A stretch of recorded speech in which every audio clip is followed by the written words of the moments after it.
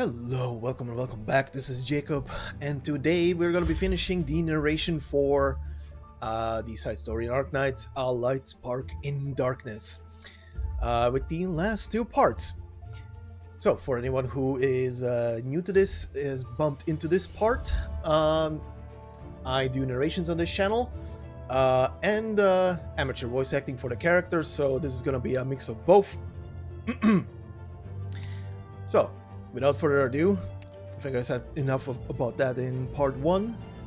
Let's begin with the first of the two last stories, titled Something's Gotta Give. Let's begin. Let me bump the game volume up.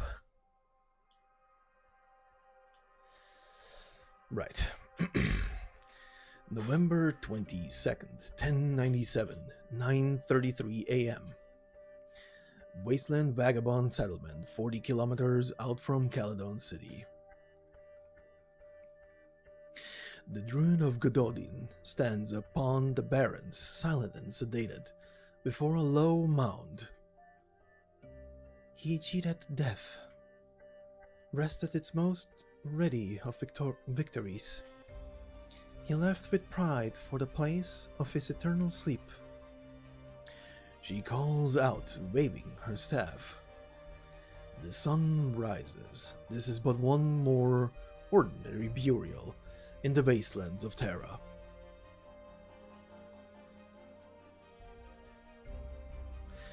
Here's the wine we agreed on. It's not very strong, but don't drink too much. What about Maya's bottle? I want to pour it out here, where she's buried. Even though Carcus went through all the trouble, don't worry about it. Let it return to Earth.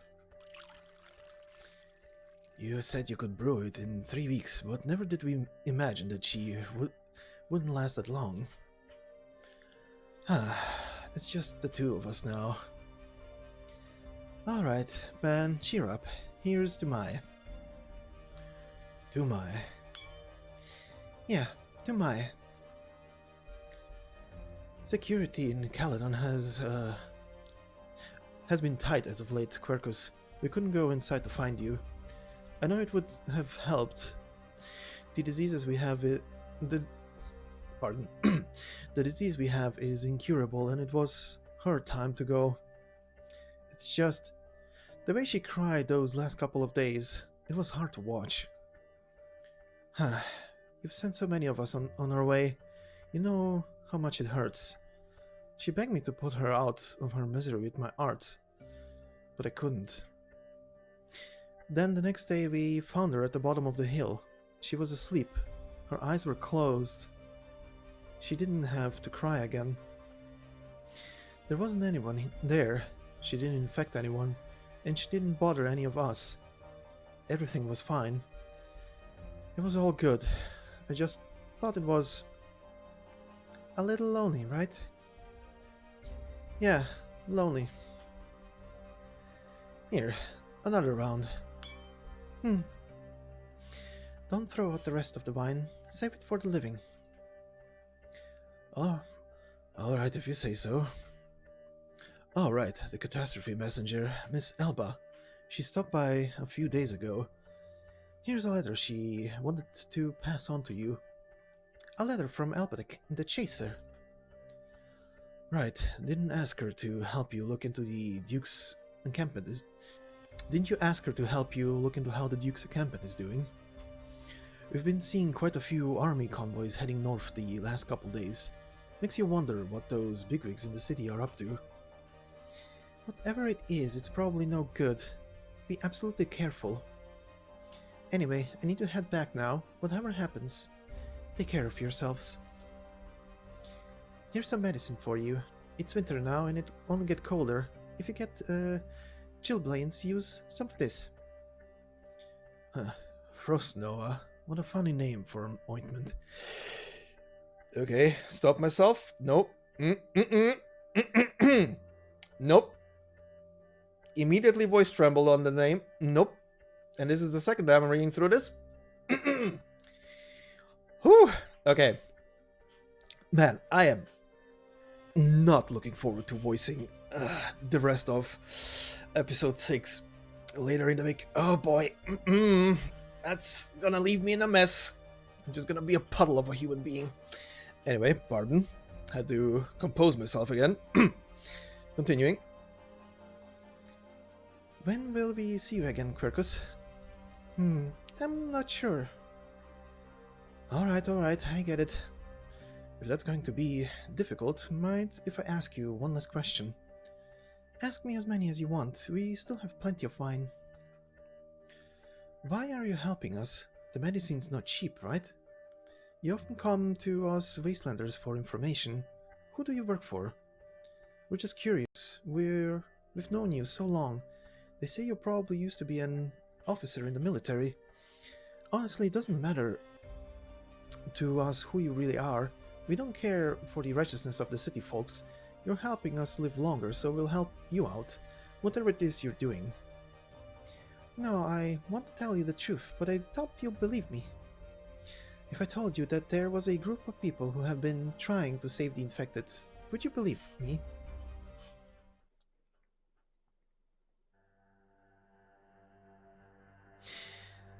November 28th, 1097, 2:28 p.m.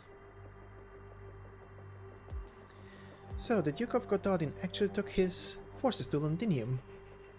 Yes, I'm sure of it. How big were his forces? The Wastelanders saw at least 2 high-speed battleships sailing through. The catastrophe messenger also told me that she saw the siege troops leave their encampment too.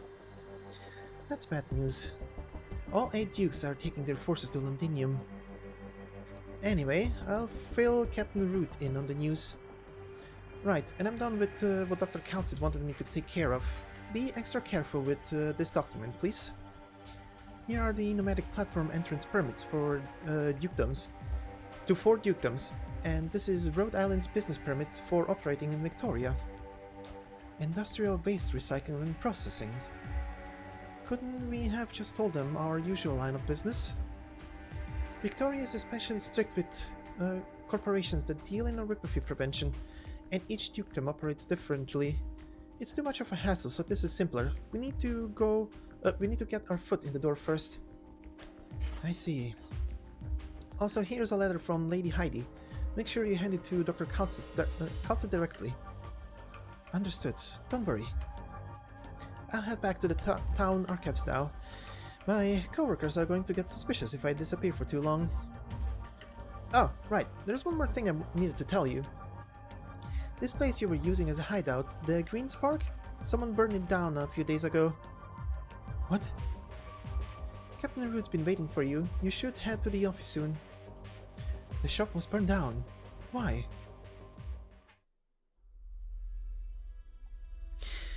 November 28th, 1097, 3:15 p.m. Captain, I'm back. Oh, nice work out there, Quirkus. Captain? Susie! Quirkus, Mr. Root was your captain. So this is where you were. I was so worried. You've been working for Rhode Island? I'll tell you everything later. But perfect timing, Quirkus. We have a severely infected patient in here. How are they?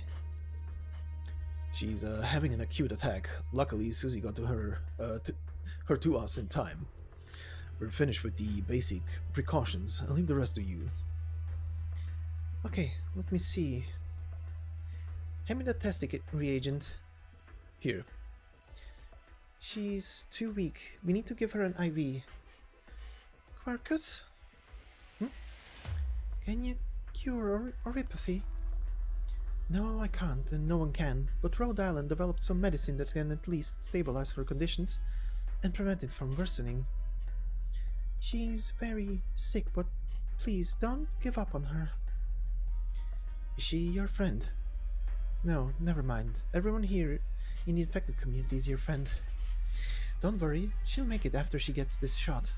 Her fever is caused by the inflammation, and I can control that with the Virginium arts. That'll keep it from worsening down the road and should help stabilize her. She also had some scrapes on her, which I took care of. She won't be in pain anymore. Okay. Are you alright? Quercus, Green Spark is gone. All gone. I know. I was just about to ask you. I haven't heard anything on my end, but do you have any ideas? Made any enemies? Me? Enemies? No chance here. And Susie definitely wouldn't. There's been a lot going on in the city lately. The timing is uncanny. I couldn't help but wonder how everything's connected.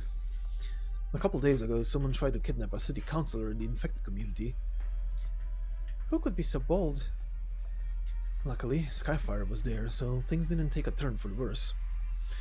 Now the guards are all clamoring that there are criminals here in the community, though they haven't done any additional investigations either. I saw on my way here, they posted notices and wanted posters everywhere. They're even giving out rewards for tips. Bounties for suspicious people in the infected community too. You have to hand it to them. So, you've owned the shop that they burned down. Miss Hayes! Oh, she's awake. Where am I? Am I alive? Or is this what the afterlife looks like?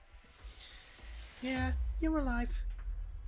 This is our Rhode Island office. They're the ones who saved you. Rhode Island. I didn't expect they actually helped the infected. You said they burned down the shop. What do you mean? I was being hunted by two thugs that night and hid inside a place called the Green Spark. Didn't expect them to toss in a firebomb though. A firebomb? Someone was hunting you down. Why? No clue. Maybe because I overheard them talking about kidnapping some old counselor fart or something about bombs.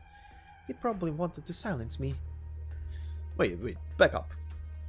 They were going to kidnap a counselor. When was this? And what's this about bombs? How many days was I out? Today's November 28th, Miss Hayes. So it was 5 nights ago on the night of the 23rd. The day before they took those people to the factory. If you don't mind, could you tell me where you rented those thugs? Some 10 minutes later. This location on the map, here, right? That's right. The buildings here have been left empty because of how close they are to the abandoned district. Sounds like the perfect place to hatch a scheme. 2 Syracusans must be immigrants from there, and I doubt they're infected if they didn't think twice before setting fire to a building in the community.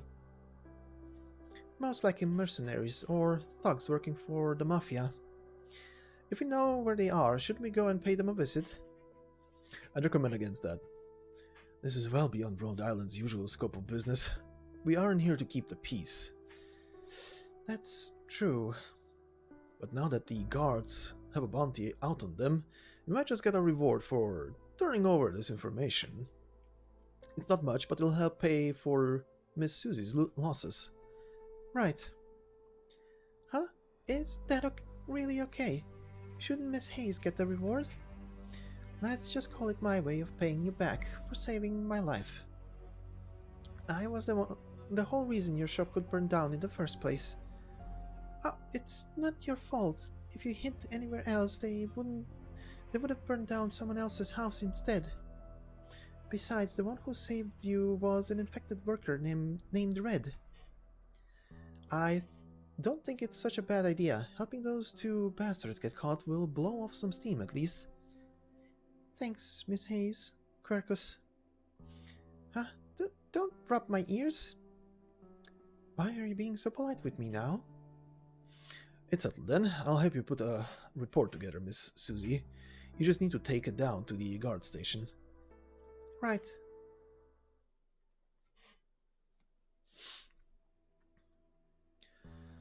What are you looking at? There's a kitten across the street, sunbathing against the wall. Are you jealous? Of course.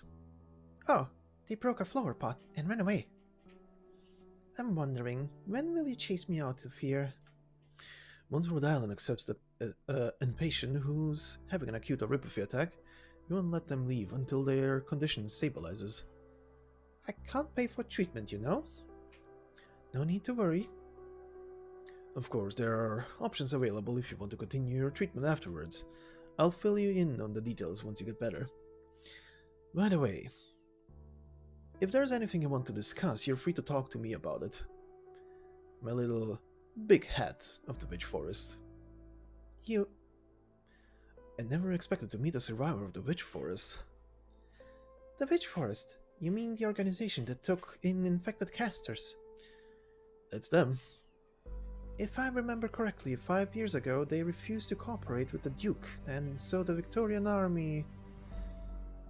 Can we talk about something else? Oh, I'm sorry, I didn't mean to... No need to apologize. I made my peace with that long ago. I was even prepared to, well, bite the dust in the city. Though sometimes I still do want to put up a fight. See more kittens. Now that I think about it, if I didn't hide inside Susie's shop that night, those Syracusans wouldn't have burned her shop down. Quercus, are you back? Good morning. What's wrong? You look exhausted. From the looks of it, the investigation was a success. Those guards are absolutely helpless cases. How could they wash their hands off of it after putting up all those wanted posters? Are they just waiting for the suspects to turn themselves in? And where did Granny go? I was hoping to ask her to look into the factory. You better not count on Granny too much. Her status as a collaborating operator of Rhode Island puts her in quite a tricky position. Strange. What's the matter? I didn't notice until just now, but the building where Miss Hayes ran into those Syracusan thugs is right next to the factory. Huh? You're right. Miss Hayes, you said they used military-grade incendiaries to burn down Susie's shop, right? That's right. Is something wrong? If I remember correctly, the factory is owned by Councillor Bishmer. They made military-grade weapons there, and it was shut down a month and a half ago for equipment maintenance. But the factory was completely empty when I got kidnapped by those fake infected. Did someone steal their equipment? The papers certainly haven't reported on anything like that. Are you telling me the thugs are working with Councillor Bishmer? We don't have enough evidence. It's too soon to make that conclusion. But, unless I'm mistaken, the Caledonian Guards captain is Bishmer's nephew. Right. I think I've heard that from Granny before. Susie. How long has it been since Susie went to the Guards? About 3 hours. She should have been back by now. I'll go find her. I'm going too. Bring your calm, stay in touch.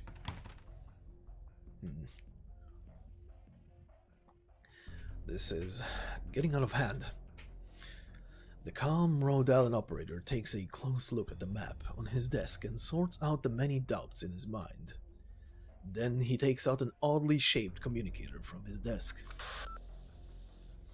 What are you doing, Captain? I'm at work right now. Do you know how many people there are at the town archives? Kazmaro, this is extremely urgent. Prioritize what I'm about to ask of you. Understood. I want you to put together a list of addresses of the properties owned by Count Bishmer, as well as a diagram of the old underground logistic passage beneath the city, as detailed as quickly as possible. Got it. I'll take care of it right now.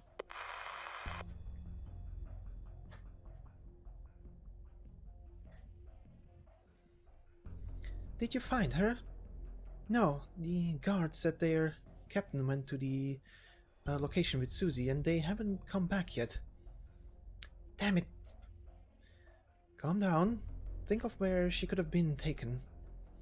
I'm thinking... Captain? Captain Root, what's going on?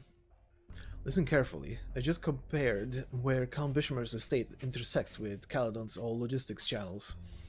I've worked out the 7 most likely tunnel entrances. You think they took Susie underground? As long as he's not an idiot, Bishomer's sure to imagine Susie has people helping her out, so he's not guaranteed to silence her. They'll take her to where it's quiet, at least, and least likely to be found. There's also a chance they're in the abandoned sectors, but earlier I found out the biggest of the tunnels runs under his factory, which explains where all the equipment disappeared to. You two get going for now. If anything happens, I'll get in touch. Alright. Now what? How about I sweep the south 3 entrances and you handle the north 4? Not a problem. Stay safe. You too.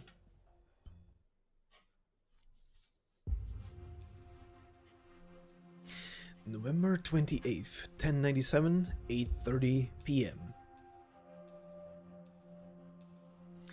Susie opens and realizes she's laying right on top of the ice-cold pavement. The damp, chilly air pervades all throughout the gloom of the vacant space. A faint pain in the back of her head still hasn't left her. To one side of her comes the sound of a quarrel. You lot are a bunch of useless nothings. How can you twist something as sure as this so badly? I didn't imagine we'd all hit all these setbacks. Why didn't that decrepit lizard Ang suddenly send a caster to his event? Did you let the information leak? One of us has been causing constant commotion, I admit that, but Councillor Ang's had an honest flare-up of heart disease. And that just happens. Where is this? What? My hands. Why are they tied together? All these machines. Is this the factory? No, it isn't. Are these the abandoned logistics tunnels? What's even going on? I remember the guard captain said he'd see the place with me. And then... my head's killing me. We're in a fine state now. I meant to file for losses with the factory not blown up. Then maybe you could say a thief stole the equipment? Only imbeciles like you would believe that. An entire factory facility is made of overnight. That could only be a work of a traitor. Anyone would jump to suspecting me. And they would be sure to come searching this way with a theft on that grand of a scale. Once the Duke's people find everything right here, it'll all be over. Just hold on, you never once told me why you're blowing up your own factory would solve things. Is that too hard for you? When the city council asked me where all the money they gave me went, I just bought the facilities. But then the infected blew them up. After that, we make up the cash and... so be it if the factory's kaput because I wasn't mine anyhow. So long as I've got all this costly industry equipment, everything is fine. But now it's not. It's all a wash. What do we do about this then? What else? Get to work quick. Get all these things moved out of the city. We can't leave the evidence behind. Couldn't we just move it back? Think for a second. The entire infected community has their eyes on us after that business. In what world do you just move it back? The guards kept Consul Bishmer. Oh, you're awake now.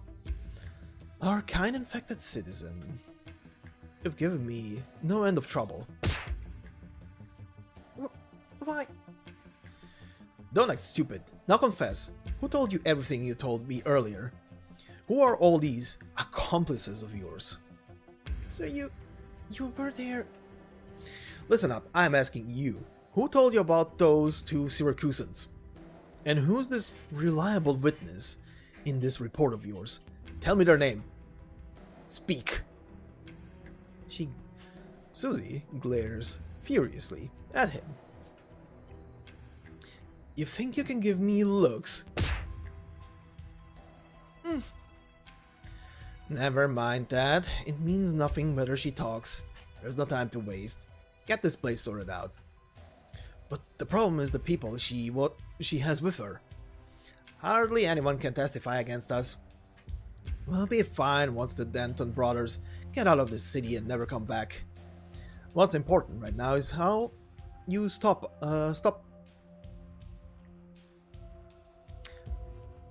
up. Shouldn't it just be stop? Stop the cash deficit. And by the way, don't be violent in front of me. I'll get sick of the sight of blood. Drag her off somewhere else. Not a problem.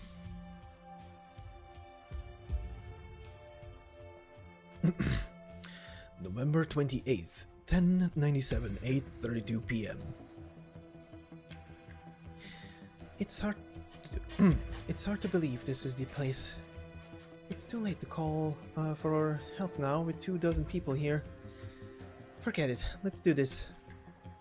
The Druid of Gododin sprinkles a scattering of unusual seeds across the bare earth. Her staff lets out a green radiance, and under the effect of her originium arts, the seeds rapidly bud, digging into the ground. Hey you, feline, what are you doing? Oh, you've got fine eyesight. What's someone ordinary doing down here? I'm in a hurry, just come at me at once, everyone. You're daft. Are you looking for a fight? Massive vines, each at least as thick as a hand, shoot out from the ground and knock the ruffians to the floor. From the ground, from the walls, from the supports, green vegetation sprawls randomly. The fallen mercenaries are quickly bound tight by plants, with not even a moment to shout. Are your salaries worth continuing this fight? Or will you make way and let me through? You go on ahead, miss. I never saw anything today. Out! You're out of the clock now! That's more like it. So it was all of you who burned down my shop. Enough rubbish from you. Keep walking. For crying out loud, don't blame me. If anyone, blame yourself for being so starved for a hobby you got yourself meddling in all of this. But you in fact were never bound to live long anyway, so this'll do. You'll be paying for this. For being at death's door, you've got some bluster. She shuts her eyes. Why is the ground shaking? Okay, just a fair warning, the screen will be shaking for the next few minutes. If you cannot stand looking at the screen because of it, I completely understand. Because I'm having problems. What's happening? Is there an earthquake? What sound is that? Wait, it's coming from above. The fierce sound of an explosion arrives from overhead, the structural layer shaking across the entire abandoned sector. The walls crack and the rocking intensifies. Immediately after, the explosion gives way to the rumble of the tunnel's collapse. Together with the tremors, the unbroken sounds of structures bursting draws closer and closer. What the hell was that?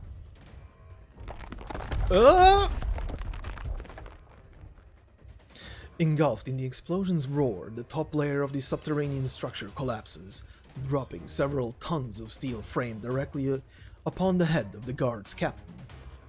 The rumbling persists as concrete and steel supports rupture and subside, the whole structural layer thrown into chaos. What? I need to run. Run! It's going to sink! What on Terra? The goods, the facilities, they've all been crushed! Save your skin first, sir. Get out of here. What's the cause of this? Is there a catastrophe? There's no end to the rotten luck today, I see. Blasted damned! Just leave it for now. Come on, sir, let's move. That infected. She escaped. Which of you was it who bound her? We can't let her flee. After her, all of you. You really can run, you little bastard. If it wasn't for you, we wouldn't be in this mess. Raises weapon. A keen blade pierces out from the shadows. A simple yet powerful cutting blow. The ruffian falls to the floor in response. There's more! Get running, Miss Susie. Mr. Red, what are you? Don't mind for now. Move fast. Alright. What are you standing there for? After them! Still? Still? We don't even know where the count's gone. Then don't go. I'll be happy to take your pay. Dream on.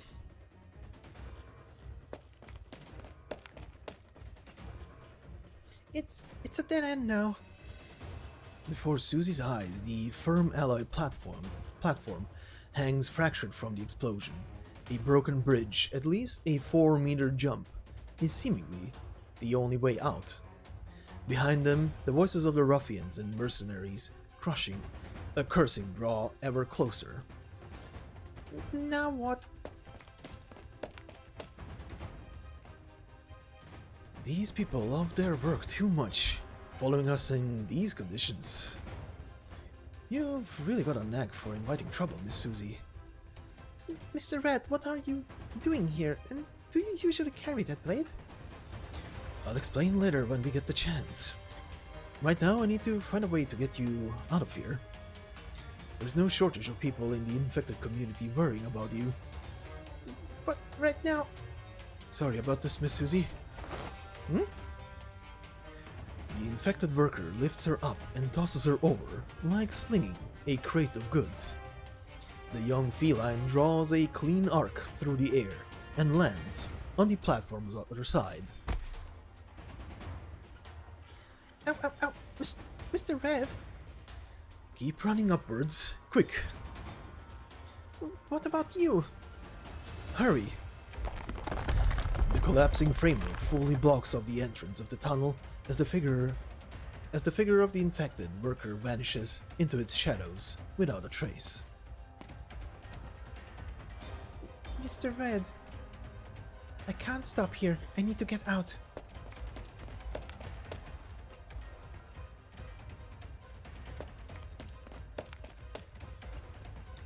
Did the earthquake stop?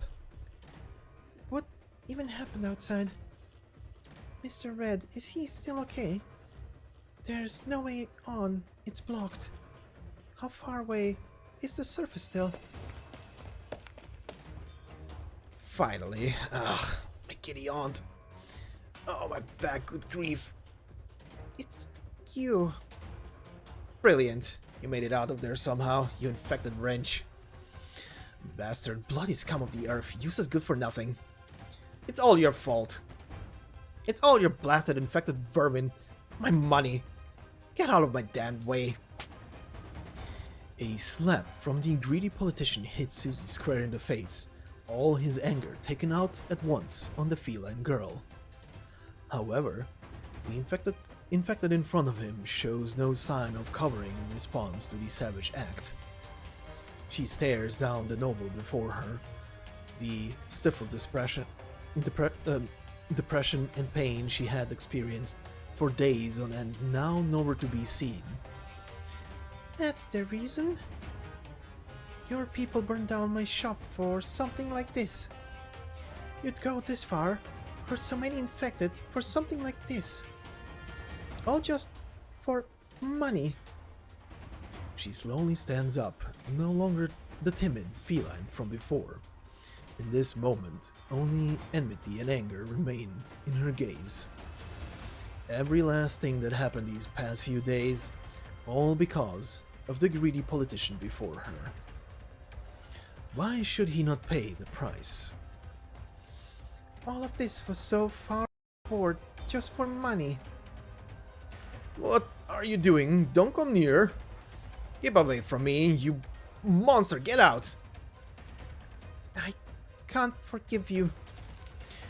She shivers, electric sparks jumping around her whole body, You... Someone save me! You infernal... The young feline clasps fast the counselor's neck, violent sparks crackling. Help me!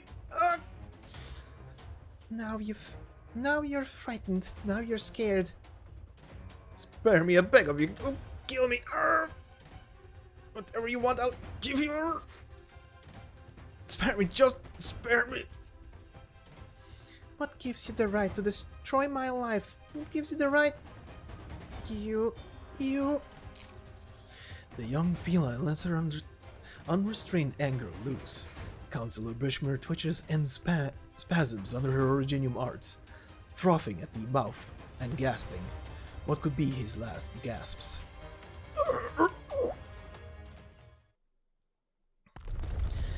Behind her, massive vines suddenly surge out past fragments of concrete, their roots bracing the steel frames.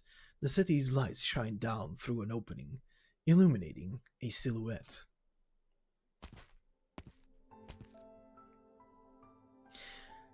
Susie, stop it! The druid of Gododin hurries to embrace the infected before her. The fierce sparks burn her skin, but still, she holds on. Calm down, Susie. It's me. It's over now. Quercus. It's alright, Susie. Everything's over. People like that aren't worth what you're doing. Let's go home. Quercus. It's alright. It's alright now. I'm here. Home? The great spark's gone. Go home where? Don't fret. Do you remember what I always say? Life always finds a place where it belongs. Let's go, little Susie. It's time to go home. Quercus,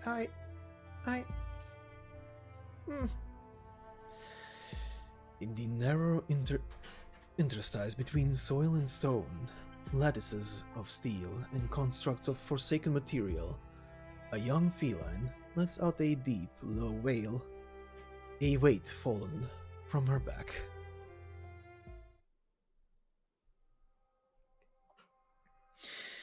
November 30th. Hey, my birthday! 1087, 7:45 a.m. Professor, I'm here. Good morning, Miss Montbellon. No, you're Operator Skyfire now, I presume. Good enough. Good enough spirits to crack a joke, I see. Here, turn that frown upside down. I'm quite alright. You're in the hospital. I wouldn't call that alright. Speaking of which, how did everything shake out in the end? The city council passed your proposal even if you only gained a single supporter. That's worth celebrating, Miss Montbellon. Is it really, Professor? There's still old nobility against the infected community, and they'll all ganged up in private. The clashing's only going to worsen from now on. Now they're just waiting for Duke Gododin to come back. They've signed a joint letter asking the Duke to abolish your title to strip you of your noble status. It's very stacked against you. I'm already a good 153 years old, Miss Montbellon. I'm looking to retire next year, retreat to my little castle, and take up a bit of my studies. Titles, status, authority. Do you think any of that still concerns me? If things proceed without much hiccup, you'll be back at Rhode Island too, won't you? Send Dame Cotsip my regards. I will. I'm just worried for you somewhat, Professor. Now, what's to worry for? Look at my rickety old body. I tell you, some things people go and say are all but pompous and, well, completely meaningless excuses. People are already too accustomed to lying with pretentious jargon. So the lies pile up, and so as lofty as it was meant to be, the principle gets washed out in the process. Miss Montbalan, do you know why I pushed for the proposal for Caledon so? You mean the reason all that pretension sticks around? 20 years ago, a scientist named Janet Longfellow published an essay. She set forth this view: if we don't streamline and improve our current originium industries and its waste products, then the year-on-year buildup of industrial waste may bring about frightening consequences. At the time, Victoria's academic circles all turned their noses up at that, and the nobles wielded public opinion to unabashedly ridicule this fine scientist. In her anger, she left Victoria altogether. But in the last 10 years, the amount of infected in Victoria has accelerated at a varying rate. Times have changed, Miss Montbalan. We have to face the issues that oripathy and the infected bring. Maintaining this status quo will only worsen things. 153 years, Miss Montbalan. It's not common to see people live as long as I do, even among Savra. But a long life's a good thing. It gives you the chance to see firsthand the folds and changes of history, to learn from your mistakes. In my century and a half, I've witnessed the toppling of Gaul's majestic palace and the fall of Iberia's golden city.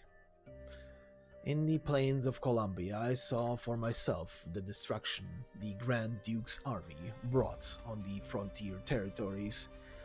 I saw the Colombians in their sharp, steep ascent over the wastes. If Victoria can't change, then in the end, it'll only be another Gaul. It's just as I've told you, Miss Montbalan. Times have changed.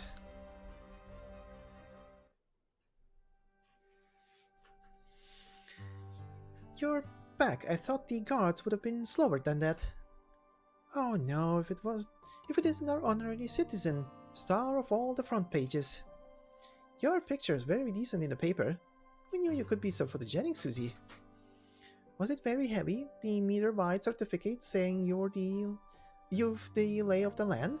Did you get tired lifting it for the cameras? Come on, stop being sarcastic with her. The city's hero, though. That's pretty impressive, isn't it? What about that awful counselor in the end? Taken into custody. Are the guards still acting as normal after such a big blunder? It's not that easy, obviously, but we'll have someone from the mounted police taking over for the guards soon. That sounds good, I think. Shame we've still got no way to make up for little Susie's losses. Bishmir's assets all got seized up by the city council. Do you want a sweet? I've still got plenty of flowers here you haven't tried before. Will the council really not give you a single penny? Nothing except a certificate? Oh, forget it, they've always been this way. Come here, perk yourself up a little with something sugary. Your artifact smile on that photo looked like you could cry. Thanks. I don't even know what to do at this point, really. Think on the bright side. At least those evildoers are brought to justice now. I'll admit, I still feel so many problems are waiting to be solved, but this is as far as we're able to intervene. Quercus, are you leaving? I'll be back in Victoria very soon, however.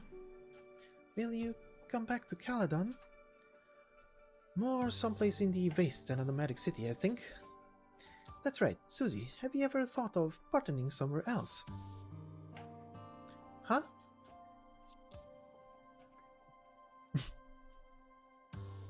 Very cute picture. You see, the green spark may be gone now, but there are still plenty of infected who'll need a drink. You could hairdress too. I know a lot of people who do nothing but get into fights. Some of them have never been to a nomadic city before. Some of them never think about themselves. Could I really? Of course you could. There's all sorts of interesting people aboard Rhode Island. You might as well go take a look, and not too many people are special. And not too many people are special. Oh, speciality. And not too many people are specialty hairdressers there in the first place. I'll give it a try. Everyone's been talking about Rhode Island. What kind of place is it, I wonder?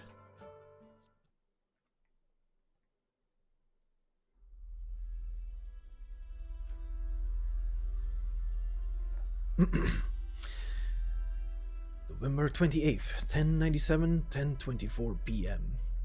Underground logistic passages of Caledon. Carry on, then. You were almighty a moment ago, weren't you? You? Who the hell are you? My name's Red. Remember it. Who gives a toss about your bloody name? Get out of my way or I'm going to be pissed. You know, back in my Ursus days, they all called me Redblade. You might want to guess why. Stay cool, boys. We're not easy to bring down either. That's right, he's all alone. It's just a Reginian bloody arts.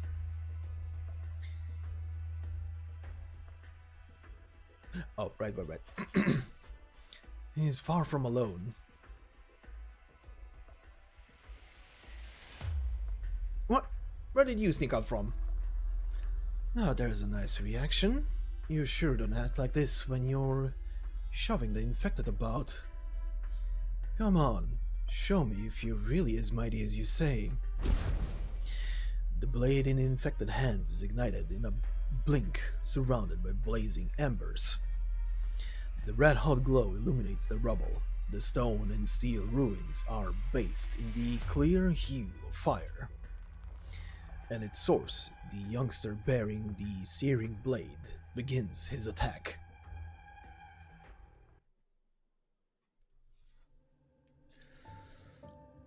All right, this ends this one.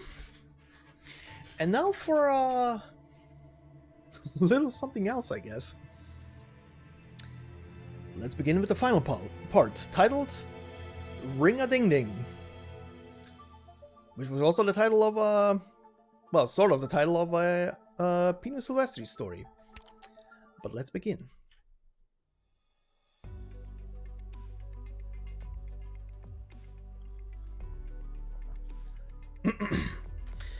December 21st, 1097, 8:44 a.m. Ancient ruined tower, bleached wasteland. Ruined buildings stand tall between the steep canyon walls, their purpose now unknown. Those who live in the shadows of those ruins have brought life back to the barren land. Here's your photo. How's production coming along? Never thought you could grow so many of them in a car. I've never seen farming like this before. What's it called? High something? Hydroponics. It's a commonplace among nomadic cities in the last few decades or so. I'm not surprised that you didn't know about it. You seem to know a lot about these things. A little bit. I've seen a lot of these farms on Rhode Island. But one car won't feed everyone. No worries. It's only a matter of time, now that we have the help of the Casimir scholars. But all that know-how is in the hands of that engineer and his team. We're completely reliant on them.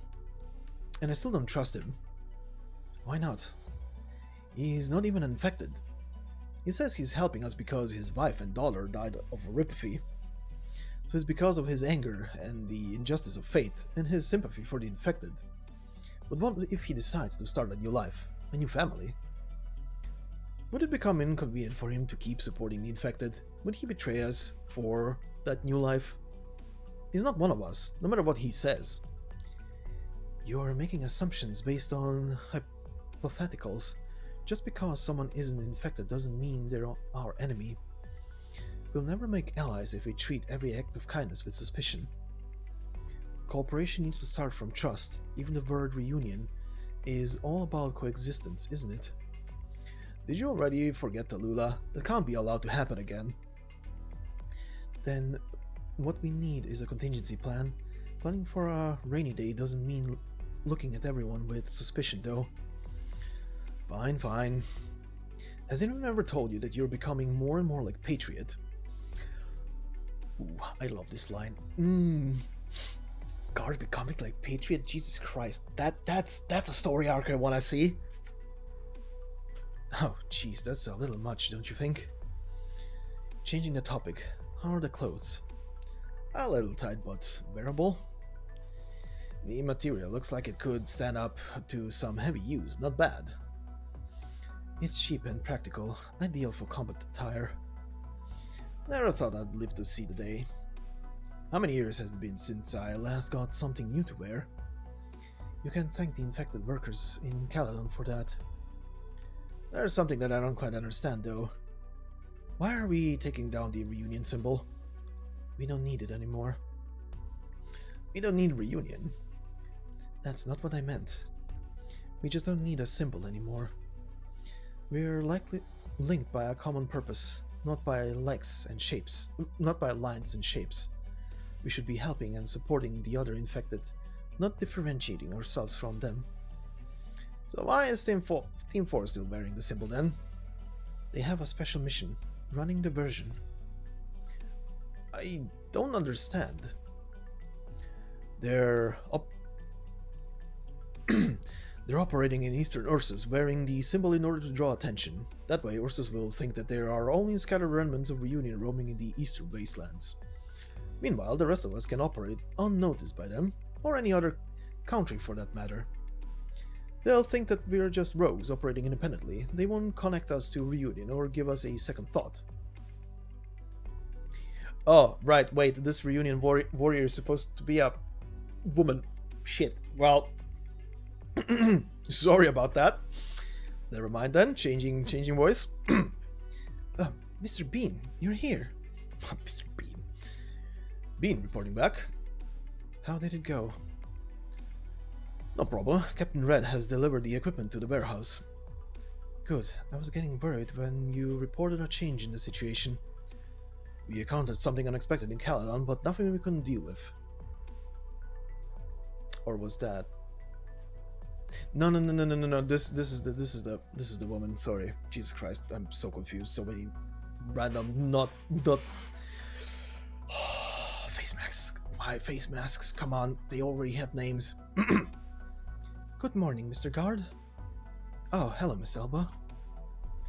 The rest of the messengers are here. What's the situation in Columbia? It's a long story. Life isn't easy for the infected in the frontiers, and the help that we can provide is limited. But the Colombians are giving land to homesteaders, even the infected. I see. The infected in Toronto are willing to provide supplies and housing for a price, that is. There's a brewery owner who's offering to help for free, though. He's a trustworthy guy, just a little eccentric. Sounds like a good start. Good work, Miss Elba. What about the guerrillas? Any response from Aurora? Captain Aurora has traveled to the Northern Plains to find the troops who stayed behind. She probably won't make it here. However, Sarka's warriors from the guerrillas have already rendezvoused with Nine's team. Reinforcements from Casimir's arrived yesterday. Then we're almost at full numbers. I'll check out the hangar. You guys go find Nine. Got it. Sorry about the confusion, Jesus Christ. So many people with just masks for the face. Ugh! A massive machine sits at the center of the abandoned warehouse, and industrial noises fill the air. Reunion mechanics busy themselves around it, the sounds of metal cutting and welding following them wherever they go. Lightly, don't break it. We've finally gotten the engine out of there. Oh hey, Mr. Guard. How's the situation in Caledon? How are the infected doing? Could be worse. All things considered, setting aside Councillor Angst for a moment, we have half the city council in favor of maintaining the infected community. Things won't get any worse as long as the community continues to operate. 2 months ago, a nobleman bribed a security guard to sabotage their power generator. Things could have been bad if we didn't happen to have an engineering caster station here. Still, the infected face a lot of difficulties. They need help. I heard you encountered some trouble when transporting the engine. I would call it a little unpleasant surprise. As you predicted, there are a lot of people who don't look kindly upon the presence of the infected community, but at least we took care of a bunch of problems. Where are people at risk? No, one got exposed, although there are a few guys who should probably lay low for a while. And we can't use the old supply tunnel anymore after it got revealed by an explosion on the surface. We'll need to scale down activities in Caledon for a few months. It would seriously compromise the infected community's day-to-day operations if anyone would discover our involvement. Agreed. But the incident also allowed us to extract the engine without a hiccup, no traces. So, are you really sure this thing can fly? I've ridden on something like it before. Over in Colombia, they use a smaller version in cities. What do they call them? Rotocraft? I've seen recon rotocrafts when I was in the Ursus army, about the size of a motorbike, maybe a little bigger. But I've never seen a flying machine this big before. Where did you get this thing? Would you believe me if I said I found it in a trash dump? I'm being serious. Well, it's half true. This is only the surviving prototype from a Colombian military project to develop a hovering vehicle. It was abandoned 7 years ago due to the lack of funding. After letting it rot in a warehouse for all those years, they finally decided to scrap it. Now, the Colombians usually outsource the scrapping of military equipment to third-party contractors. There are just too many projects to handle themselves. But as you can imagine, the contractor didn't exactly follow military's SOP. All they did was take it apart and sell the parts to a scrap recycler. And this scrap recycler sold the scrap to us. How did you even hear about the prototype? That a-hole Jigstra, of course. Jigstra, that weird Colombian caster, the one who calls himself a cracker. That's pretty amazing. So what do you think, Andre? Is the engine good to go? It's good enough muscle, alright. But it's a little big. Could throw off the machine's balance. Are you really sure about putting a Victorian engine on a Colombian flyer? Well, find a way. Getting it in the air shouldn't be a problem, at least. Looking forward to it. It's not like you could fly this with the standard driving license, though. What about pilots? It needs 2 of them, and not many have the required skills, even in Colombia. Nine was concerned about that too, but Jigstra said he had an idea. Either way, we've got more pressing issues right now. We need a whole new control system, and that's not something I can whip up for you. You have to find one. Not just any old thing will do either. It needs to be something on the scale of a mining platform control system. We'll also need to replace insulation plates for the Originium engine. I already told Nine about all this, but I don't know if there's been any progress on that front. No worries, a trader will be bringing them over in a few days. Are you talking about that buckethead? He's got nerve selling this stuff. How did he even get his hands on classified technology anyway? He's got his methods. Best not ask too many questions. Oh, Nine. Hey there. Well, you're the boss. Speaking of which, guard, you may need to bring Captain Red over to meet with the trader. He wants someone from our side to be on site and have an understanding of the sourcing, in his own words. What a weirdo. But alright.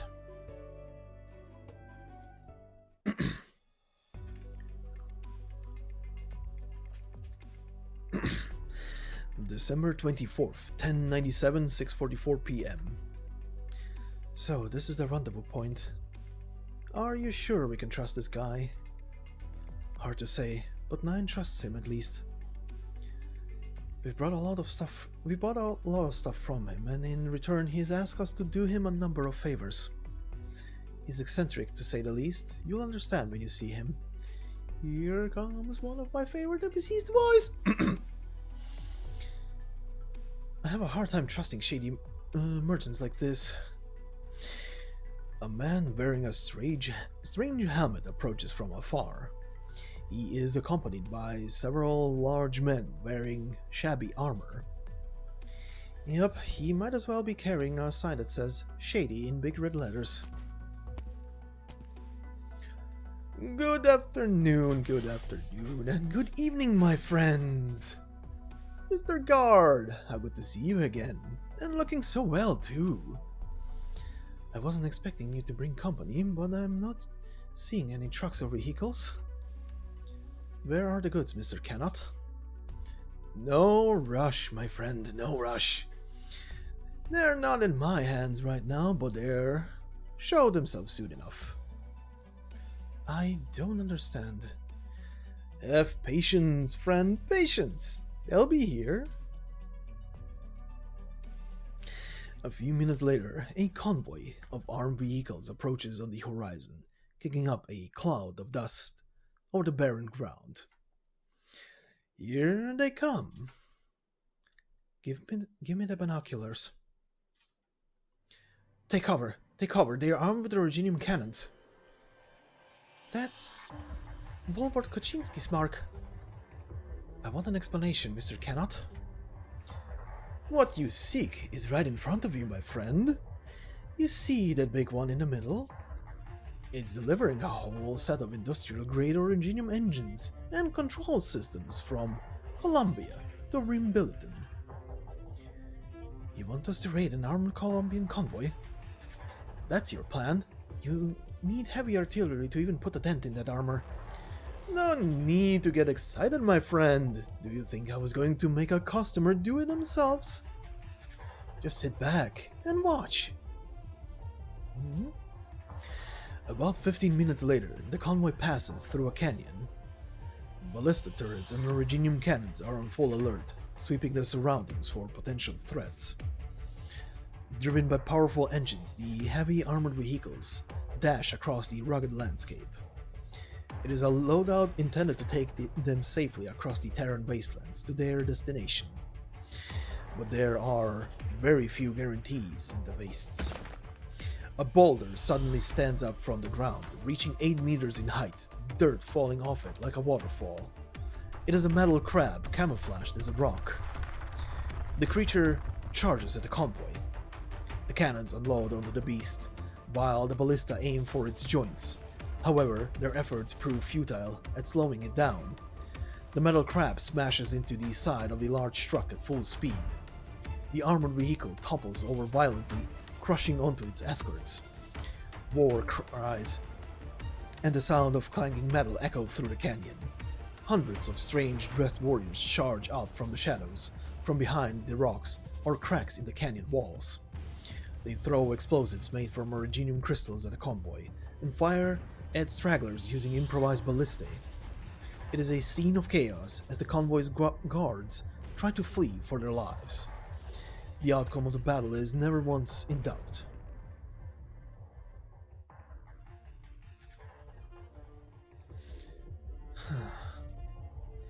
It would be nice if our friends over there could be a little more careful. I'll need to check up on their equipment later, make sure there's no damage. See, I would have liked to deliver the goods earlier, but things didn't go quite as planned. The convoy took a detour to avoid a catastrophe, delaying their arrival.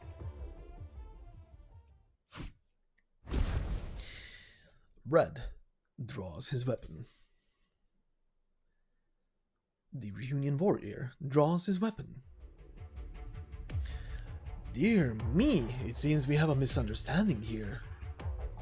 Mr. Cannot, you never told us you were a member of Rusthammer. Reunion hasn't fallen so far that we need to traffic with bandits. My, what a hurtful accusation. And an untimely one, I should add. The Rusthammer warriors behind cannot draw their weapons. Watch your mouth, or I'll smash it in for you. I'd like to see you try. Hold on, my friends, calm down. We're not here to fight today, are we? We're here for a reason. There's no need for us to go at each other's throats like wild animals. Come now, Mr. Gareth. Put away that weapon, will you? Didn't we agree that I would handle the negotiations? Gareth? That voice, Elba. It's you, you're alive.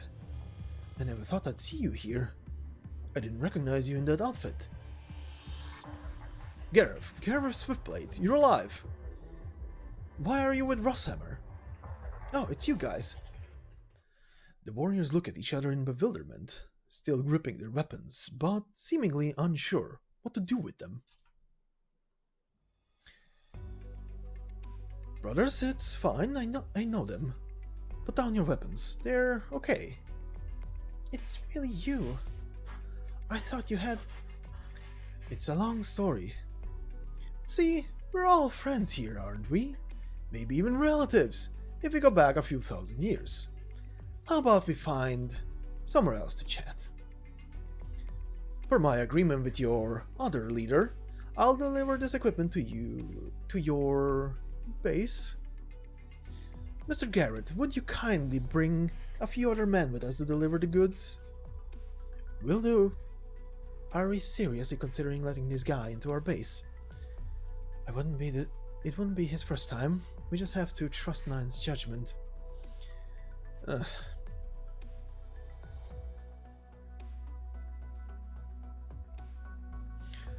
Beautiful. Simply beautiful. You really fixed the thing. I told you we could do it. The reunion has surpassed the expectations of more than a few people. You'll certainly get things done. So, for the Originium ingots, as agreed, my humble commission is included in the price, of course. Thank you for your generosity, Mr. Cannot. What exactly are you planning, Canhead? Just 40 ingots for all this? Why the mistrust, my friend? Cooperation needs to start from trust. Conversely, considering our long history, it would do well for you to trust me a little more. Think of it as an investment. I see bigger and better things in the future, and even more opportunities for us to work together. Look at the hovercraft and tell me what you see. A hovercraft. I see opportunity! With that, you will be able to traverse the wastes at no less than 200 kilometers an hour, zooming from nomadic city to nomadic city. How many organizations on Terra can claim that kind of capability?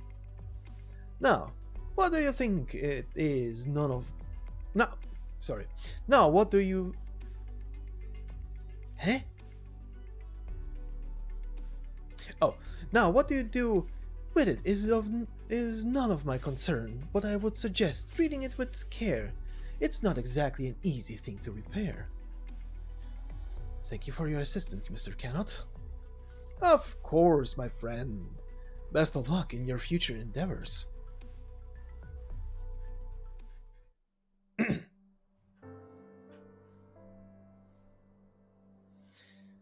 Rusthammer is different from how I imagined. A lot of people misunderstand them, but they are not concerned with what civilized people think of them. Can I ask you a question? What is it? Is Ila with you? What happened to her? Ila? Don't worry, she's fine. She's just, not feeling too well. Are her oripathy symptoms worsening? Oh, no. It's not oripathy, don't worry. She's pregnant. Pregnant? Can you imagine it? I'm going to be a dad. Oh, wow, so you guys have... Don't worry, our Rassamer brothers and sisters are taking good care of her. Those who are born onto the wasteland are blessed by these storms and the Great Earth. That's not what I was worried about. I just didn't think that you would... Anyway, congratulations. Thanks. I spent a lot of time thinking it over. Whether it would be irresponsible to bring a new life into this world or for them to grow up in pain and suffering. But at least, Ila told me that she wanted to be a mother. And so I decided that I would do everything I could to protect and educate my child, whatever awaits them in the future. They will grow up to be a better person than I am. I really admire you. Time to go, Mr. Gareth. Our work here is done. Got it. Goodbye, Elba. I thought I'd never see you again. It's been a blessed day. Live long, Elba. You too. Did you want to spend more time with your old friend? You can have it, you know. It's fine. We've said what we needed to. Very well then. Let's go.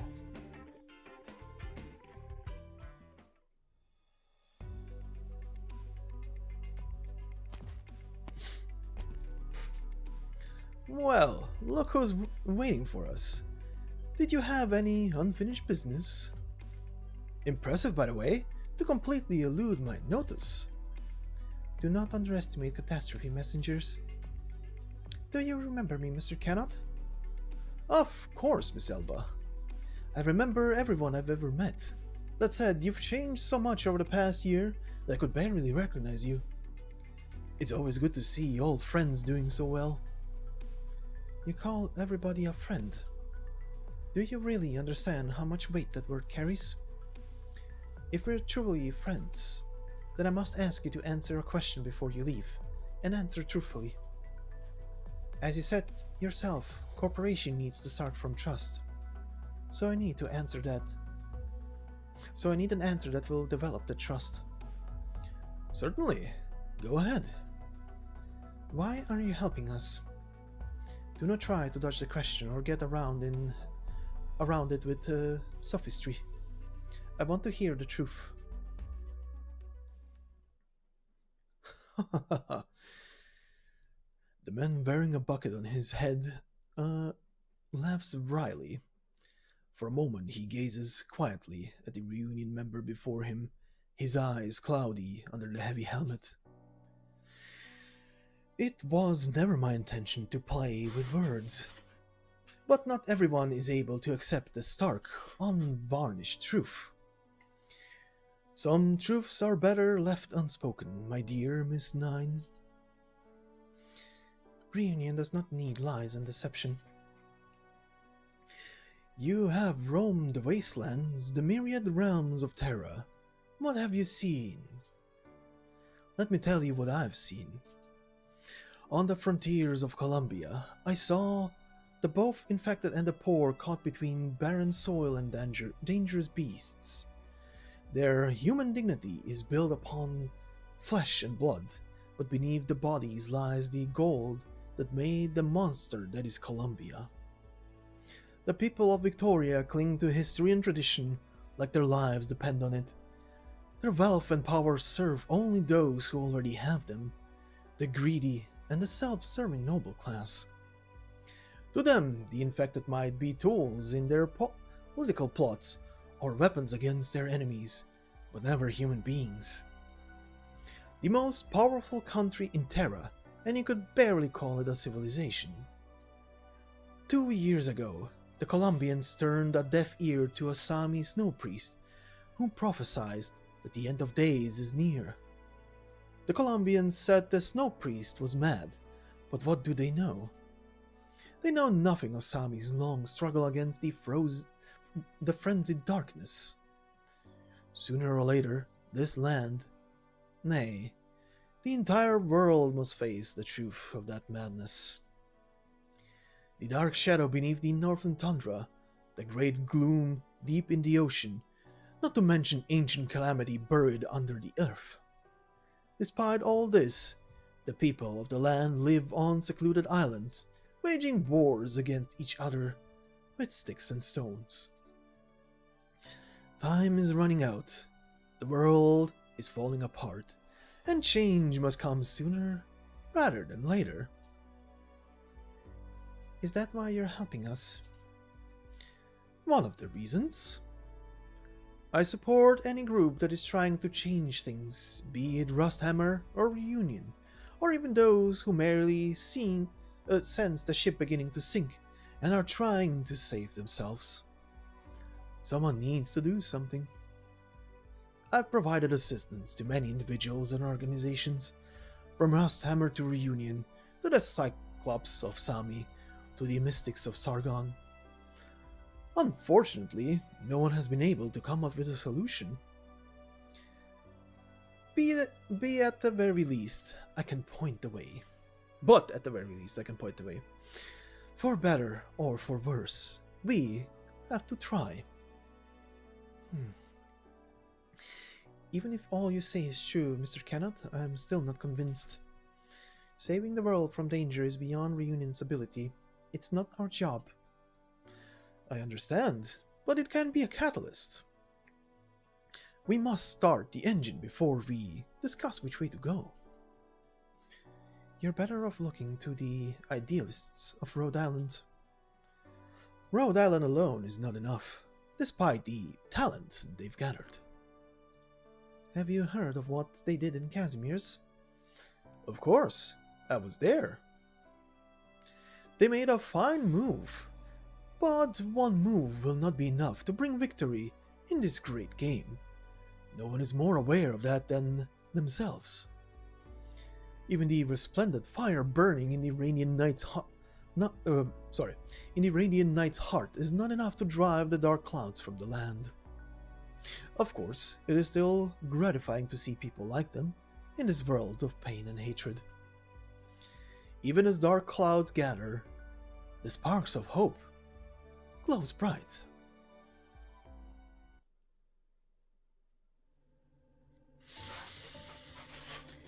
Leave it to the Bucket Man to deliver exposure and foreshadowing and speaking of events that already happened during some stories and much more, right?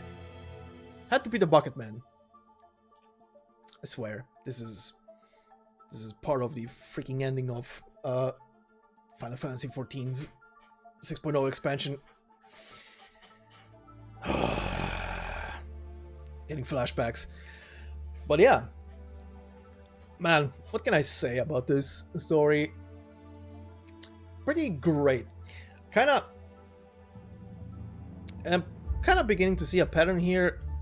Most of the stories that are more condensed are kind of more fluid in events happening. Like, stuff is obviously quicker, considering these are small little episodes compared to something like the very last event that we just had, Invitation to Wine, which was freaking long, let me tell you that. You can look up the timer for that narration. I think it was also like 3 or 4 episodes long. And man, was that a long one. And then there is the Neural Light event, which was about 10 hours of reading, I would say. But yeah, these smaller stories are quite fine, quite easier to read, quicker to read, in my opinion. More condensed, more quicker on the objectives and shit. So I'm probably enjoying these smaller stories better, but I also enjoy the bigger stories. Like, not gonna lie, I do enjoy the big stories quite as well. Because they definitely hit differently because more shit is happening and more stuff is overlapping and more events go down at the end. But yeah, as for the story, let's see, the Golden Globe parts. I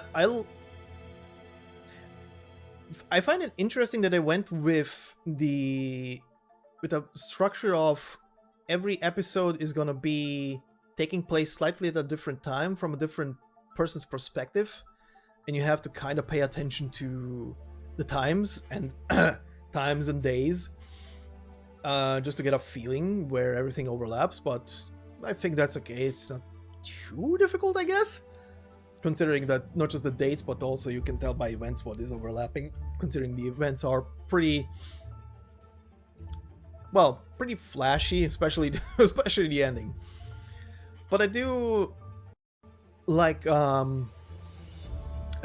ending, and by ending I mean oh, oops, didn't mean to go there. And by ending I mean the ending to here, considering all the way to here is technically Golden Glow and Quercus and Skyfire, Granny, Haze, and so on and so forth. And this extra here at the end is just like more like an epilogue and in part foreshadowing to some things. Also very interesting that they are, and I've noticed that in other places they are more and more involving the remnants of reunion that are scattered about everywhere, and in this case are actually uniting under 9 and our dear old guard here, which is interesting. That is a storyline that I want to see how it keeps going forward, considering obviously reunion is, well, this part of reunion is not an enemy anymore technically. I say there are things that happen that I'm not gonna obviously spoil here, but they are technically not an enemy. They're more like a gray area now. But I wonder if there's gonna be any story-esque collaborations happening between Rhode Island and them, because I would love to see people like Guard get like a blow up in art, essentially just development. I mean, the literal just a random guy there compared Guard to freaking Patriot. My God, that is a compliment and a half. Jesus Christ. So I would love to see some development on that front in the future in some episodes or stuff. As for little Pinky Sparky here, I mean, she's a fine character. I really can't say much about her. She's fluffy. She's cute. She had a dream, had a dream crushed, and is now searching for something new, a new place where she belongs. I do like that she pepped herself up at the end, like that whole bit at the end where she just rises up and just fucking grabs the guy by the throat. Amazing, love it. Oh. Personally would have loved it if she toasted the guy completely, but kind of more happier that she didn't. That would have been, like Quercus said, it's not worth her to stay in her hand.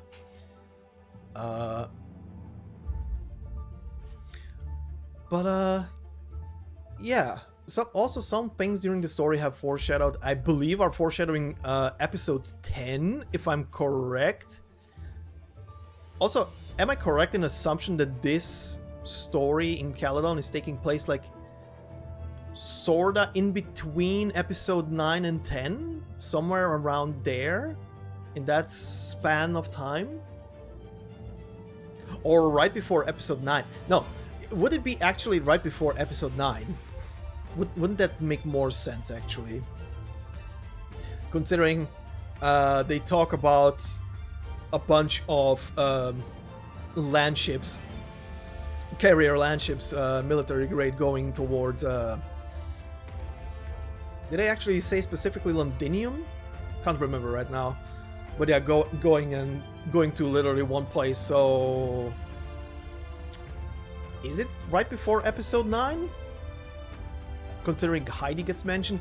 I don't know anything about episode 10, by the way. Obviously I know episode 9, but I don't know anything about episode 10, so if it's before 9, because that's the feeling I'm getting, because also Heidi's being mentioned, I obviously cannot stay away from all the freaking, what's the word I'm looking for? Spoilers that are from a Chinese client, because obviously I'm gonna see operators and everything somewhere. So I know Heidi exists as an operator. So we'll see. But yeah, like I said on, I think it was on episode 2 also, or episode, yeah, I think it was on episode 2 of this narration. Never even remotely thought that in one of these stories it's gonna be a, hey, remember Hayes? Hey,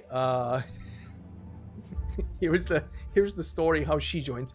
And by the way, I went to look up her file after that clicked in my head, and her file is very vague. Her file doesn't even mention, and obviously it doesn't, that was way back before any of this was written, but her file doesn't even mention anything that would vaguely represent the events here. The only thing that I think was mentioned in her file is that she was in prison, broke out, and then kinda got to Rhode Island, so obviously, considering this whole bit didn't exist back then, couldn't be hinted at completely. But yeah, interesting.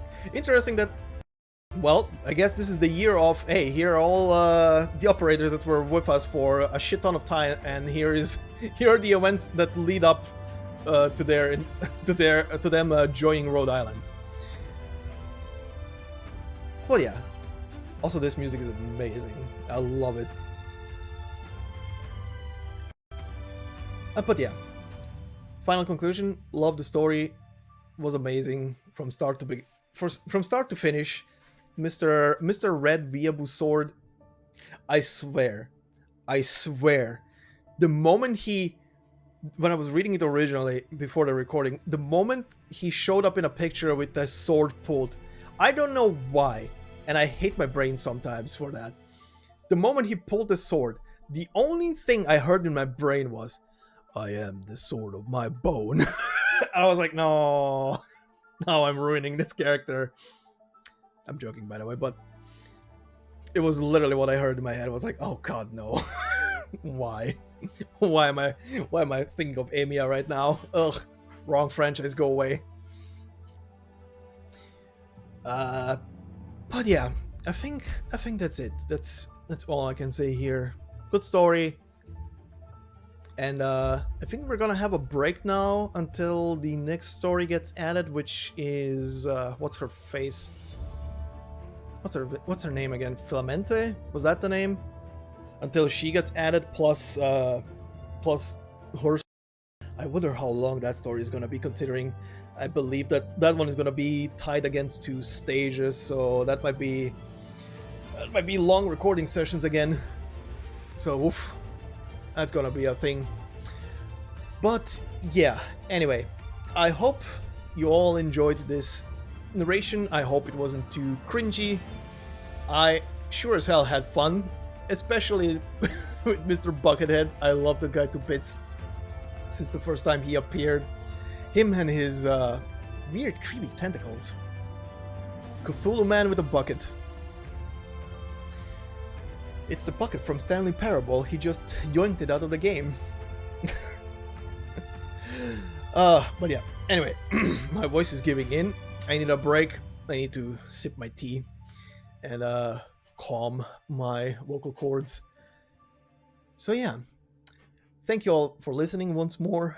I hope you have a fantastic day wherever you are, and I will see you all in the next narration, whichever it will be. And until then, thank you all and bye bye.